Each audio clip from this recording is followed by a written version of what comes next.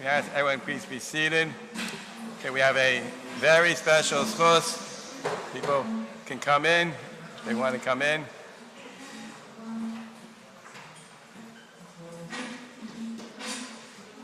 We have one of the special Marbitei Torah, one of the famous, world famous Marbitei Torah in America today, Rav Shlomo Farhi, the Rav of Safa, Manhattan, who is, I think there's an echo. Someone can fix the microphone.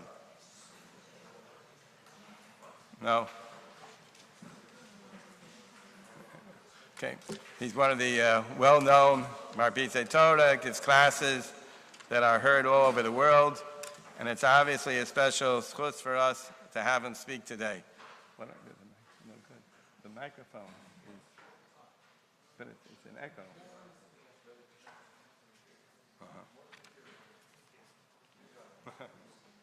Something wrong with the microphone.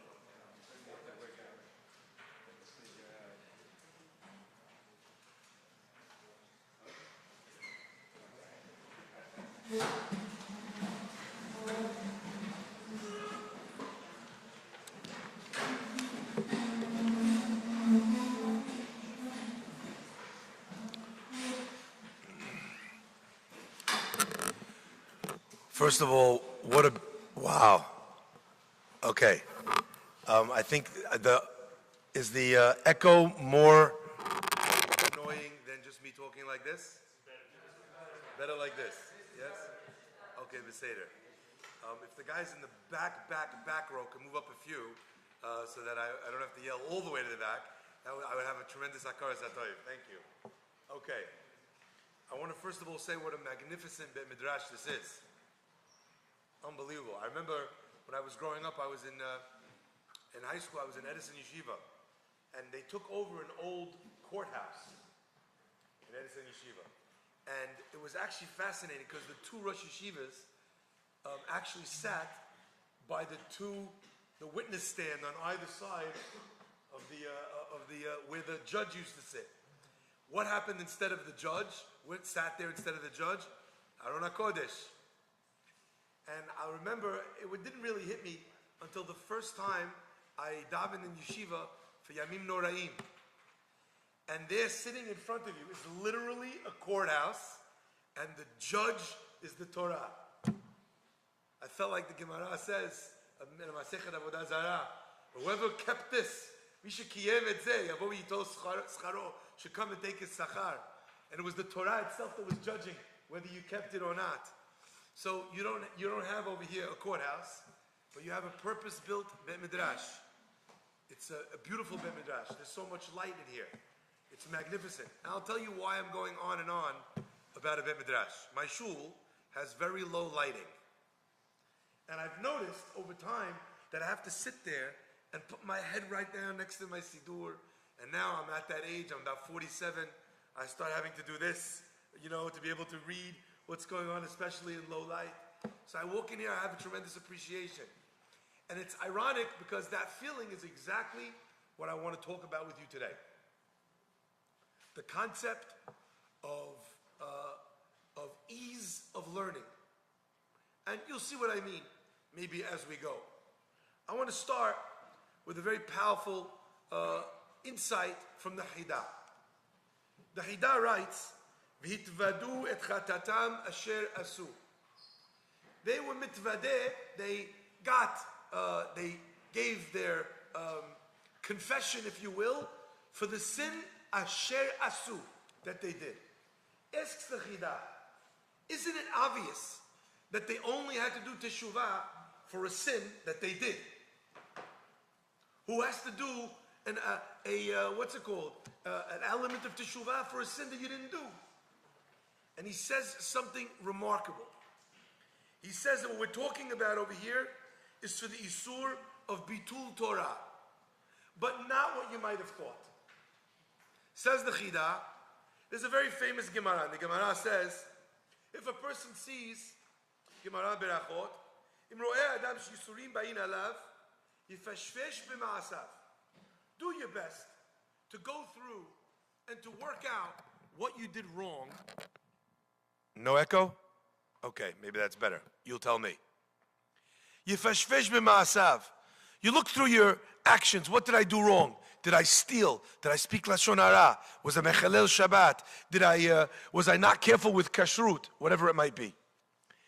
But then the Gemara says, if he can't find what he did wrong, then what should he assume that it is? V'im lo matzah, if he does not find, yitle bebitul Torah. He should hang the punishment the Yisuri is going through on the fact that he was mevatel Torah. That he wasted his time. He didn't learn enough. He didn't come on time. He didn't learn with as much hitlahavut, as much omek, as much amelut as he could have. Asks the Chidah the most obvious question that any Bar Be'erav needs to ask on the Gemara. What does it mean, Yifashvesh b'ma'asav, and if you looked, ve'lo matzah, and you didn't find, bitul Torah. Bitul Torah is a sin. So you found bitul Torah. Why is that called not finding? Good question, guys. Answers the Chidah something unbelievable. He says that we're referring over here to a Torah, bitul Torah, which is not because you didn't learn. That's an avon that you should have found. But rather because you did. The Chidah's answer is that it's talking about a scenario of lamad b'mavoot mitunafot. You learned in a place where it was smelly, where you weren't allowed to learn Torah. Or, as an example, a person learned when they weren't supposed to be learning, during a time of tefillah. You know, I always found the only time you have some guys, the only time they learn is Chazarat HaShatz. You know why? Because the Yetzer Hara says, like we say in Arabic, Faddal. You want to learn? Perfect time, right now. My friends, the Chidah's answer is that the Bitul Torah of that Gemara is referring to, not Bitul Torah that you didn't learn, but when you should have been Mevatel Torah. Fascinating answer from the Chidah. But Birshut the Chidah and Birshut Kahal Kadosh, I want to suggest using the Chidah's setup an alternate answer. Not that we're talking about a Bitul Torah where you should have stopped learning. By the way, there are other answers to this. The halakha tells us that if a person's in the middle of learning and all of a sudden a mitzvah comes along, which is a mitzvah overet, and it's a mitzvah she'i efshar la'asot al yedei achirim, what's a person obligated to do?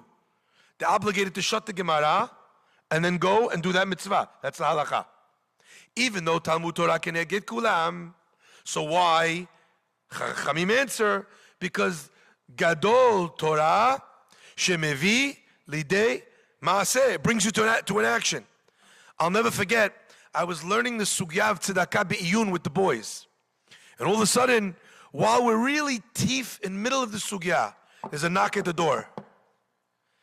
And my daughter said, someone's at the door, they're collecting. And I said to my daughter, we're in the middle of learning, I can't answer now. All of a sudden I was like, Shlomo, you moron. What are you in the middle of learning? You're in the middle of learning of Hilchot Tzedakah. Who do you think that is knocking at the door? Yetzer Hara. No. It's Yetzer HaTov. It's the mitzvah that you're teaching. I brought the guy in, and he's telling me and he's showing me his books about his yeshiva and about this and other. I said to him, come with me. I have the best audience you're ever going to get. A bunch of people who are learning about the Hayuv right now, so no one could say no to you. And we brought the guy in middle of the Seder, in middle of the Shiur, and we let the guy give the pitch, and everyone dug in their pockets. How great is Torah that's mevi lidei maaseh. So the second answer the Chidah could have answered using his logic is a time when a person should have stopped learning, and the learning actually was not his Yetzer HaTov, it was his Yetzer Hara. It's when a person is using Talmud Torah to do the wrong thing. My friends, according to the Chidah, that is time where he should have been Mevatel Torah. That Torah, Hashem says, I don't want it. One of the most powerful things, I'm a very visual person. One of the most powerful things that happens sometimes in a yeshiva, we don't always mean it. But as we learn and as we grow in learning, there becomes a segmentation in the yeshiva. These are the boys that are very good in learning. These are the boys that are a little bit weaker. These are the boys that don't know what they're talking about. And someone says something and you don't listen to him because he's not a guy who knows. Or the opposite. Everyone wants to only hear from the Ilui, from the genius. They want to hear what he has to say. If there's vikuach in the chevra of learning, everyone's always siding with him. But my friends, when a person can be made to feel bad because of Torah learning, I want to give you a visual that will help you stop doing that. Because I think it's something that happens and we don't even mean to do it. Ah! What are you hacking?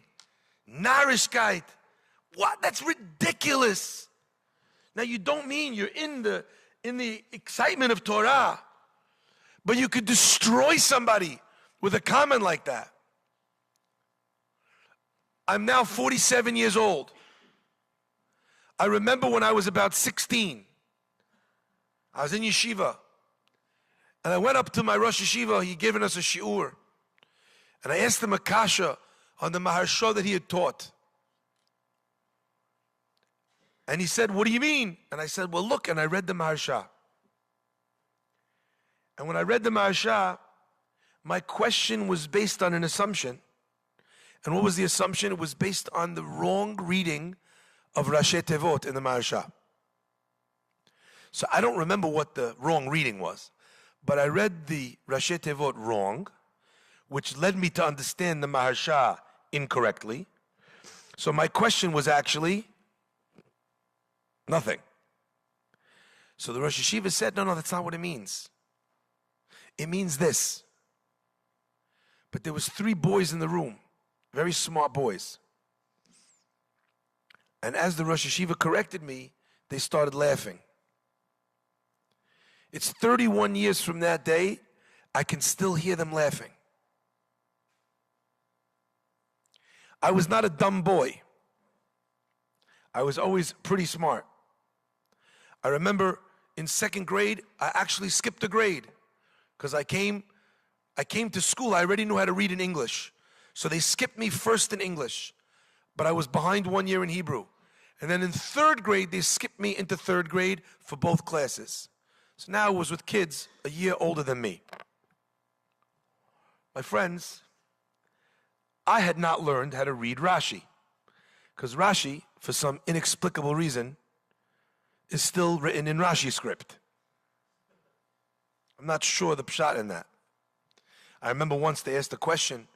My Rabbi, Rabbi Tzvi Kaplan, said that they asked Reb Leib Malin, why does he give shiur in Yiddish? And Reb Leib Malin said, it's a good question. If you gave it in Lashon Kodesh, fine, there's a holiness to the language. But why give it in Yiddish? What's holier about Yiddish than English?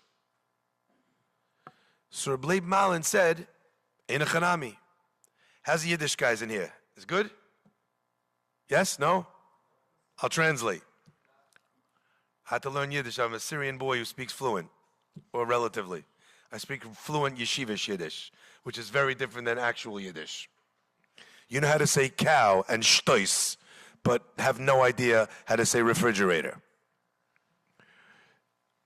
Reb Leib Malin said, Ein Chanami. Aber was kann ich tun? What can I do? Ich sag nur über die Teure von mein Rebbe. Und mein Rebbe hat gerät Yiddish. My job as a Magid Shiur is to say over what my Rebbe taught me. And my Rebbe spoke in Yiddish. So I'm saying it over exactly as my Rebbe did. My friends, Rashi script, a little bit like Yiddish. I had no idea what I was reading. So he gave me a Rashi notebook. I don't know if you got this in school. It used to be light brown, for those of us that remember that Rashi workbook. You guys remember that one? Yeah? Anyway, I walked in, first day, 3rd grade, holding my Rashi workbook. And maybe out of a class of 30 kids, maybe 25 kids started making fun of me.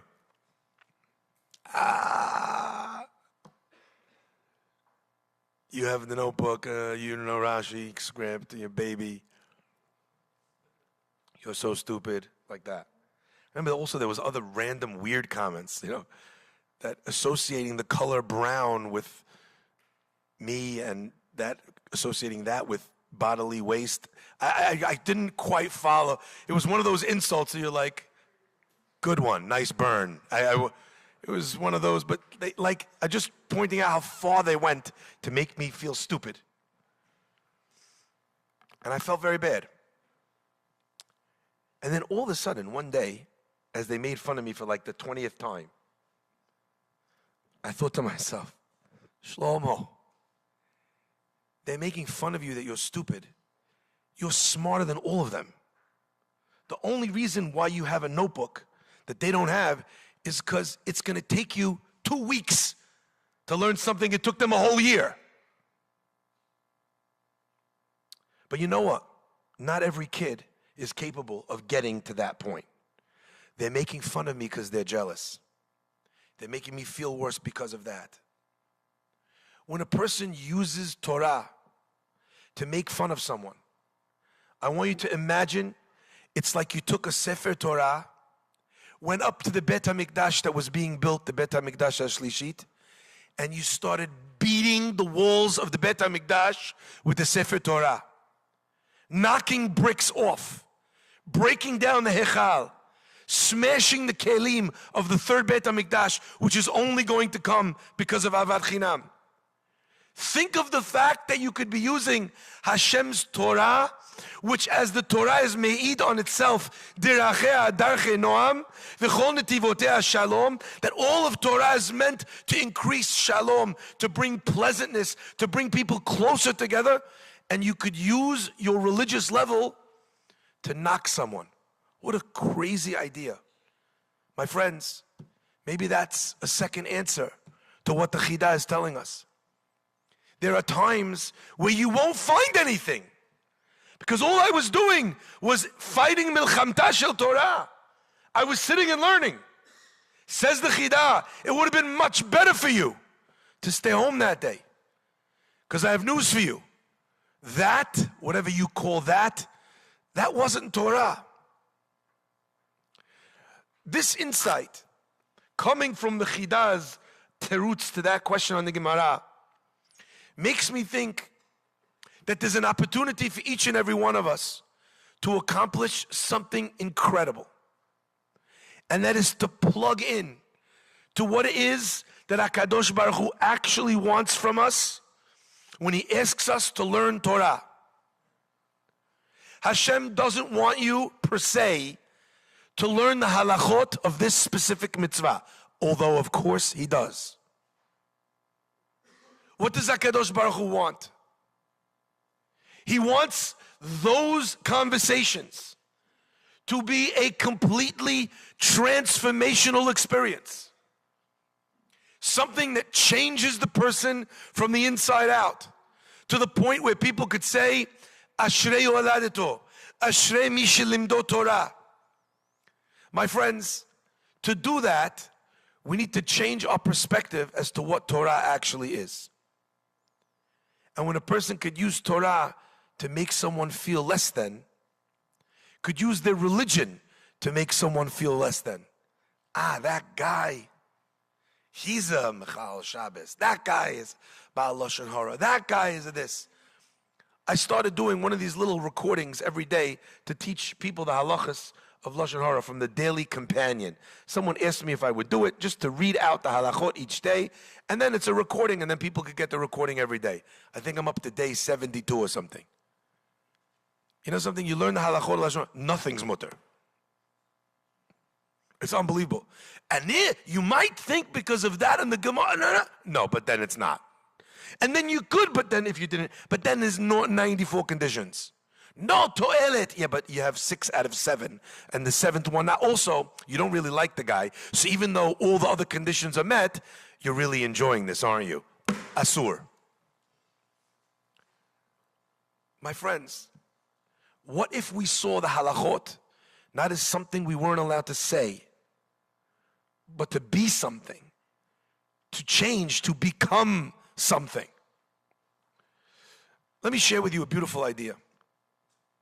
You know, the parasha that always follows Shavuot is the parasha of Naso. And in the parasha of Naso, we read something incredible. Naso, lift up the Bnei Israel. Count them, lift them up. Every time we find this idea of counting, Se'u et Rosh, we said earlier when we talked about it. Lift up the person. Even in the parasha itself, we talk about the three families, Gershon, Kehat, Merari. Last week we saw there's an individual counting for the family, and then another counting with all of the numbers together. Why? If you're going to tell me each individual family, so then tell me, I don't need to know the number. I could add it up myself. And I saw the most beautiful answer to this. The answer is that the Bnei Kehat, they had a better job. They carried the Aaron. So you might have thought that the Bnei Gershon, the Bnei Merari, Gershon was older. He's not listed first. On the one hand, there's an obligation to have Kavod HaTorah and call for the Bnei Kehat to be counted first. On the other hand, when we finished, we count a full number of all the Bnei Levi. And the reason, my friends, why, is because ultimately, the guy who was Zochet to carry the Aaron, and the guy that was Zochet to carry the Kirashim, and the guy that was Zochet to carry the Parochet, every one of those people, they were given that job by HaKadosh Baruch Hu. So at the end of the day, everybody is doing exactly Ratzon Hashem. Could you imagine the Bnei Gershon guy says, I don't want to do my job, I want to go do his job. If he carried the Aaron, that would be an avon for him. I saw once, a long time ago from Rav Biederman, he brought a beautiful mashal for this. Talmid Chacham walks into a shoe store, and he's in the shoe store and he says, I need a pair of shoes. The guy says, wow, Rabbi, I can't believe you're coming to shop in my store. He says, you know, what size are you? He says, 8. He says, Rabbi, you don't know, I love your classes. He says, you pay for an 8 on the house. I'm going to give you a size 11. Same price. What a foolish thing. To wear shoes that aren't your size doesn't make you bigger. A person, their foot fits into the shoe that Hashem made for them. Could you imagine someone from the Bnei Kehat knocking the Bnei Gershon or Bnei Merari? Therefore the Torah comes back and adds another layer. My friends, this is what Naso means. Last night I did a wedding. And at the wedding there's two parts to the chuppah. There's the part of the Erusin and there's the part of the Nisuin. Nowhere in relationships do we see this concept of lifting someone up instead of putting them down more than in a marriage. And even the name Nisuin itself means to lift somebody up. But I said something that I think is very powerful. In the bracha of the Mesader, we say, Asar lanu et arusot. Hashem forbid a person to be with someone who's arusa. She's engaged, she's betrothed to be married. Now, our engagement parties are not chazals, are not the Torah's erusin. She was already married. If she was mizana, she would get killed. How come they're not allowed to be together? And the answer is that when a person has a relationship, but in that relationship, they're not in a state of mind of nisuin, of lifting up that person, then by definition, they're in a relationship to take from the other person. On that we said, asar lanu. Because ultimately, you're going to create a relationship which is toxic. Mi yodeya, who knows more than people who are going into chinuch, the power of what it means to lift somebody up and how important that is. And conversely, how important it is in the eyes of the Torah to not become someone that ever denigrates, puts someone down, or doesn't take even the opportunity to do more. I remember seeing a magnificent machloket between the Gemara and the Zohar. The Gemara says that there were 3 advisors to Paro. Who are the 3 advisors? Bilam, Yitro and Eov. Gemara says, Bilam gave it advice to kill them. What happened to Bilam? He was killed. Yitro, what did he do? He said, I don't want any part of this. He quit. He ran away. What happened to him? He was granted the most unbelievable beracha. His son-in-law, Moshe Rabbeinu. His other son-in-law, Elazar. Unbelievable. He's doing very well. Not only that, his grandchildren became Rashi Sanhedrin, the greatest rabbis. What happens to Eov? Eov gets Yisurim like you can't believe. The worst punishment ever. The Gemara says, Eov sheshatak, Eov that was silent, he was punished with Yisurim. The Zohar has a little bit of a different account of that moment. The Zohar says, no, it's not what's going on. Yitro, he wasn't shatak. Actually, you know what Yitro did? He gave Paro a different set of advice. Sorry, Eov. What did Eov do? He said, don't kill them. Torture them. Take their houses. Make them work very hard. Do everything else. Everything except for kill them. And therefore, Eov was given Yisurim. In fact, says the Chidah, explaining that Zohar, he says that Eov that said do everything to them except for kill them, what did Hashem do to Eov? He gave Reshut to the Satan, to the Malach HaMavet, to do everything to Eov except for kill him. His house, his children, his wealth, his family, his name, everything was taken from Eov. Rabotai, I thought of a chidush this past year on Pesach when I first met Reb Bernstein. That the Gemara and the Zohar are not arguing. The Gemara says Shataki didn't say anything. The Zohar says he said, torture them, do this, just don't kill them. There's no machloket. When a person has a chance to be able to lift somebody up, naso, nisuin, the obligation is to give them every single thing that they can to lift them up.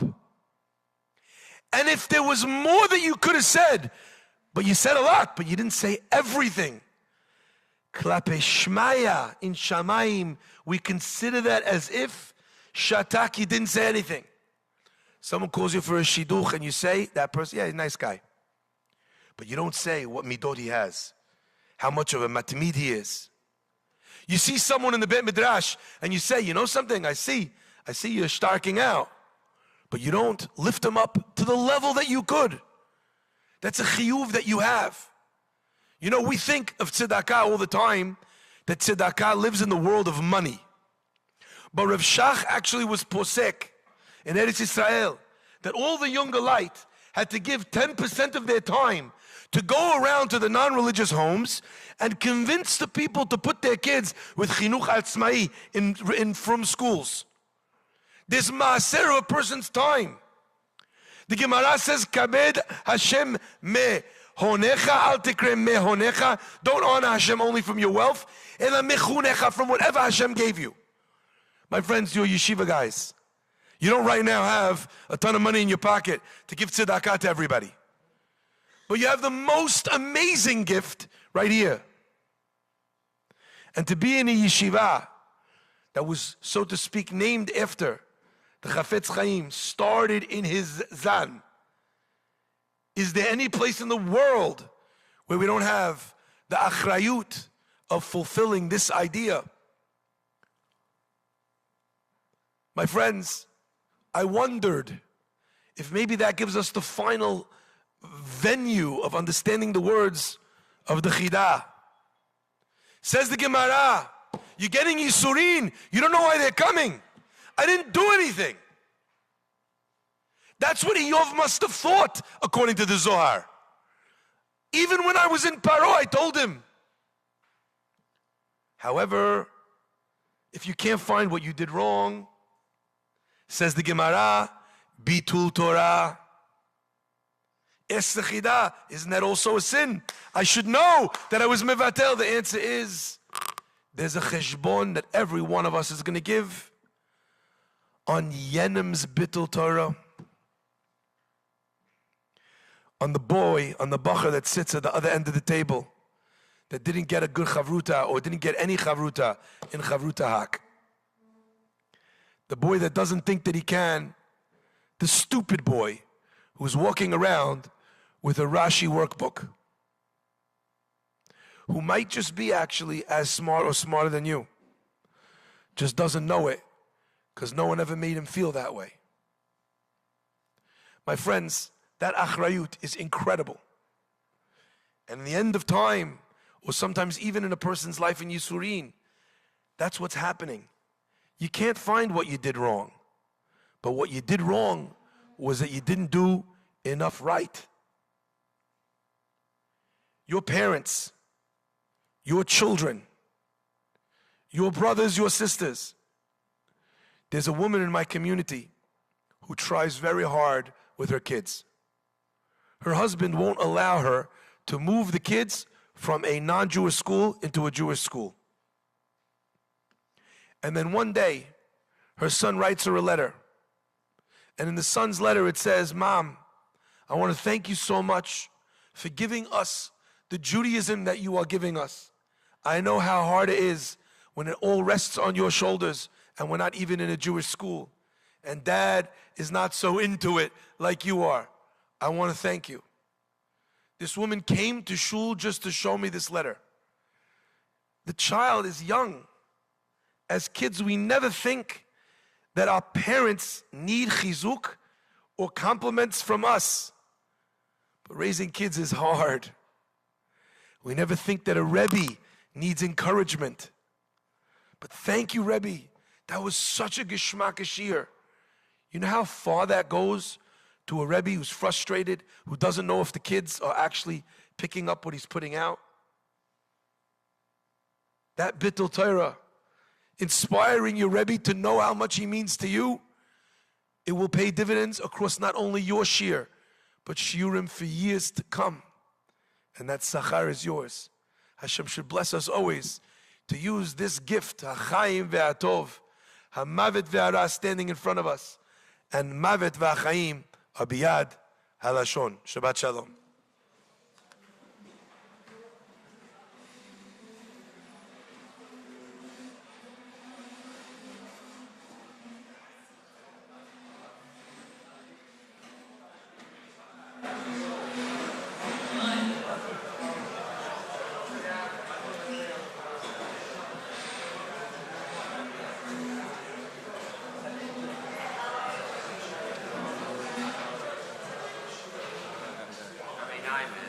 You know, his son-in-law went to yeshiva here.